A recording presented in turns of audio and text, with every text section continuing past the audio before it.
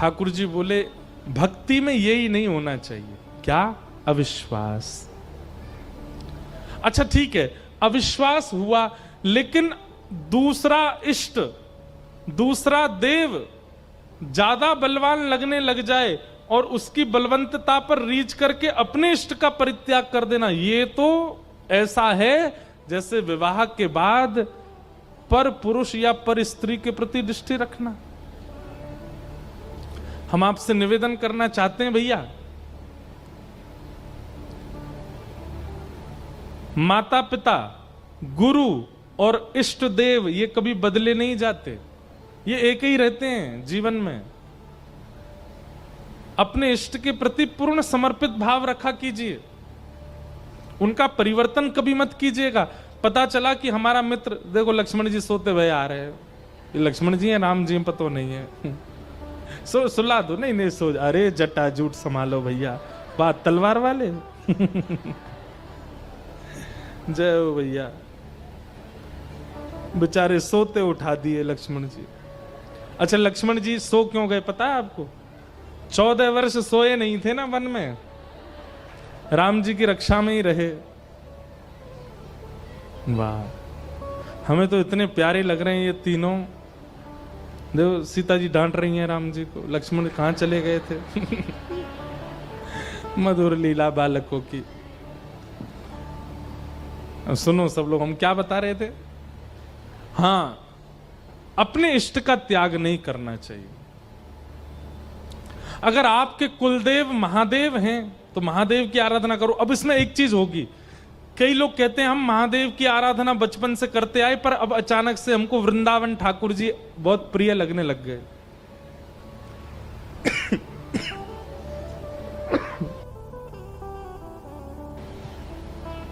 हम बचपन से महादेव की आराधना करते आए हैं, अब हमको वृंदावन के प्रति रुचि हो रही है। क्या ये गलत है? बिल्कुल गलत नहीं है, बल्कि इसमें तो ऐसा भाव मानिए कि आपके इष्ट प्रसन्न होकर के आपको उपहार देना चाह रहे हैं। तो उपहार में क्या दिया? आपके इष्ट ने श्री राधा माधवी आपको उपहार रूप में दे दिए, वृंदावनी आपको उपहार रूप में दे दिया। और ये बात तो महादेव के उपासक सब लोग इस बात पे मान लीजिएगा बात को। महादेव को भजते भजते भजते भजते भजते अगर वृंदावन प्रिय लगने लग जाए, किशोरी जी प्रिय लगने लग जाए, हमारे श्याम सुंदर प्रिय लगने लग जाए, समझ जाना आपके इष्ट बड़े प्रसन्न हैं। महादेव को भजने वाले, महादेव का त्याग नहीं करना है, महादेव तो सदा हृदय में रहने चाहिए, पर उनके द्वारा उपहार रूप में जो प्रिया प्रियतम मिले, इनकी लीला सुन करके। आपको पता है मीराबाई क्या जपती थी? मीराबाई का जापक नाम क्या था?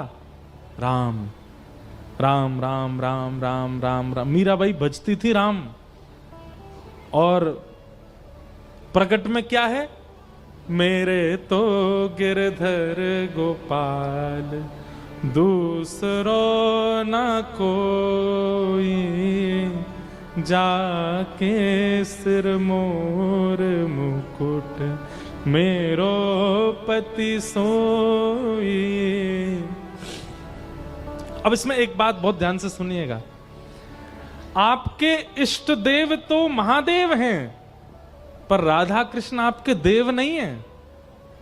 उनसे आपका कोई संबंध है, वो आपके कोई अपने हैं, या तो आपके सखा हैं, या तो आपके प्रियतम हैं, या तो आपके बंधु हैं, या तो आपके माता पिता हैं, या तो आपके कुछ तो हैं। इष्ट आपके महादेव ही रहेंगे। लेकिन महादेव को भजने से यदि राघवेंद्र सरकार सीताराम जी प्रिय लगने लग जाए, तो सीताराम जी आपके कौन है? वो आपके कोई संबंधी हैं, फिर आपका उनसे कोई संबंध है। राधा कृष्ण प्रिय लगने लग जाए तो उनसे आपका कोई संबंध है। अब वो संबंध आप अपने गुरु कृपा से ढूंढिए, वो आपके सखा हैं, भाई हैं, मित्र हैं, भैया हैं, कौन है? संबंध है। ठीक वैसे ही वृंदावन चंद को भजते भजते यदि महादेव प्रिय लगने लग जाएं, तो ये समझो कि राम जी ने, कृष्ण ने प्रिय होकर के उपहार रूप में महादेव दिए हैं। महादेव से कोई संबंध मानो, उनको सखा मान लो, उनको मित्र मान लो, उनको गुरु मान लो। पर इष्ट का परिवर्तन नहीं होना चाहिए। इष्ट तो इष्ट ही रहने चाहिए, हृदय में तो वही रहने चाहिए। चाहे मुख से कुछ भी भजो, चाहे हृदय से किसी को भी लगाओ। मीराबाई राम भजती हैं क्योंकि राम उनके इष्ट हैं, पर कृष्ण को वो प्रियतम मानती हैं, वो प्रियतम रूप में मिले मीराबाई को। तो इष्ट का त्याग, गुरु का त्याग और माता पिता का त्याग नहीं करना चाहिए। ये तीन तो एक जीवन में एक ही होते हैं, दो नहीं होते। हां, गुरु के संबंध में यदि बात आती है तो शिक्षा गुरु बहुत हो सकते हैं, जिनसे आप सीखते हो, जिनसे आप ज्ञान लेते हो, वो गुरु आपके अनेक हो सकते हैं, पर दीक्षा गुरु तो एक ही होंगे। नाम, जिनसे आज मुझसे किसी ने पूछा कि गुरु मंत्र जाप आसन पर ही करना चाहिए, चलते फिरते गुरु मंत्र नहीं जपना चाहिए, और आपने बताया कि गुरु का नाम नहीं लेना चाहिए, तो सद्गुरु स्मरण कैसे करें? ध्यान से सुनो, ठाकुर जी के नाम का जाप आप कैसे भी कर सकते हो। जैसे राम, अब राम राम राम राम राम राम आप चलते फिरते कर सकते हो। कृष्ण कृष्ण कृष्ण कृष्ण आप चलते फिरते कर सकते हो। श्री राधा श्री राधा श्री राधा आप चलते फिरते कर सकते हो। लेकिन यही अगर मंत्र रूप में प्राप्त हो जाए, तो मंत्र जब प्राप्त होता है वो तो आपको बैठ के ही पाना होगा, बैठ के ही भजना होगा, बैठ के ही उसका आस्वादन करना होगा। इसमें भेद ऐसे जानिए, नाम क्या है? नाम है वायु। नाम भी हमारे प्राण की रक्षा करते हैं और मंत्र भी प्राण रक्षा करते हैं। तो नाम क्या है? नाम है वायु। वायु आप चलते फिरते उठते बैठते कैसे भी ग्रहण कर सकते हो। पर गुरु मंत्र जो है यह है आहार। आहार तो बैठ के ही पाना चाहिए, आहार तो एक स्थान पर लेकर के ही लेना चाहिए। आहार सब जगह नहीं लिया जाता। आजकल का तो प्रचलन गलत है, अब तो बफे सिस्टम हो गया है, खड़े खड़े पाव हाथ में लिए थाली खाते जा रहे हैं, घूमते फिरते जा रहे हैं। ये हमारा भारतीय स्वभाव नहीं है आहार पाने का। भारतीय स्वभाव तो पृथ्वी पर बैठो, थाल रखो, पाओ एक स्थान पर बैठ के। गुरु मंत्र और कोई भी वैदिक मंत्र वो बैठ के आसन पर ही करना है। और नाम आप कैसे भी ले सकते हो ठाकुर जी का। फिर आपने दूसरा प्रश्न किया कि गुरु का नाम नहीं लेना चाहिए, तो फिर स्मरण कैसे करना चाहिए? भरोसो दृढ़ इन चरणन केरो। श्री गुरुदेव के चरण आपकी स्मृति में सदा रहने चाहिए। मुख भले ही ना रहे, अब ऐसा हो नहीं सकता कि गुरुदेव का चेहरा याद ना हो, सबको याद होता है।